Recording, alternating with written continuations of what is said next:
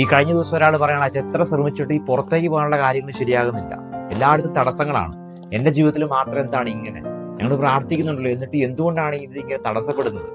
പലപ്പോഴും നമ്മുടെയൊക്കെ ജീവിതത്തിലും ഒരു തടസ്സം ഉണ്ടാകുമ്പോൾ, ഒരു സാമ്പത്തിക തകർച്ച ഉണ്ടാകുമ്പോൾ, എന്തെങ്കിലും ഒരു ബുദ്ധിമുട്ടോ രോഗങ്ങളോ വരുമ്പോൾ നമ്മൾ പലപ്പോഴും ഇങ്ങനെ എന്തുകൊണ്ടാണ് ഇത് എന്ന് പറഞ്ഞ് പഴിചാരാറുണ്ട്. ഇന്നത്തെ സുവിശേഷത്തില് അന്ധനായ മനുഷ്യനെ സുഖപ്പെടുത്തുന്ന രംഗമാണ്. ഇവിടെ അവർ ചോദിക്കുന്നുണ്ട്, ഇവൻ അന്ധനായിട്ട് ജനിച്ചത് ആരുടെ പാപത്തിന്റെ ഫലമായിട്ടാണ്?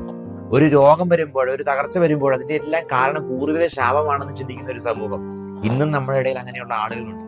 എന്നാൽ ഈശോ വളരെ കൃത്യമായിട്ട് ഇന്നത്തെ സുവിശേഷത്തിലൂടെ നമ്മൾ പറഞ്ഞു വെക്കുകയാണ്, ഇവന്റെ ഈ അന്ധത അത് ഇവന്റെ മാതാപിതാക്കളുടെ പാപത്തിന്റെ കാരണമായിട്ടല്ല എന്നുള്ളത്, മറിച്ച് ചില ദൈവിക പദ്ധതികള് ഇവനിലൂടെ പൂർത്തിയാകേണ്ടതായിട്ടുണ്ട്. അതിനു വേണ്ടിയിട്ടായിരുന്നു ഈ അന്ധത എന്നുള്ളത്. ഒരുപാട് ആശ്വാസം നൽകുന്ന ഒരു വചനഭാഗമാണിത്. നമ്മുടെയും ജീവിതത്തിൽ ഉണ്ടാകുന്ന ബുദ്ധിമുട്ടുകളും സങ്കടങ്ങളും സഹനങ്ങളും ഒക്കെ ഉണ്ടല്ലോ, നമ്മളെ കൂടുതൽ ദൈവത്തോട് അടുപ്പിക്കുകയല്ലേ ചെയ്തത്. ഉറക്കമില്ലാത്ത, കരഞ്ഞ് മുട്ടുകുത്തി കൈവിരിച്ച് പ്രാർത്ഥിച്ച എത്രയോ രാത്രികൾ നമ്മുടെ ജീവിതത്തിൽ ഉണ്ടായിട്ടുണ്ട്.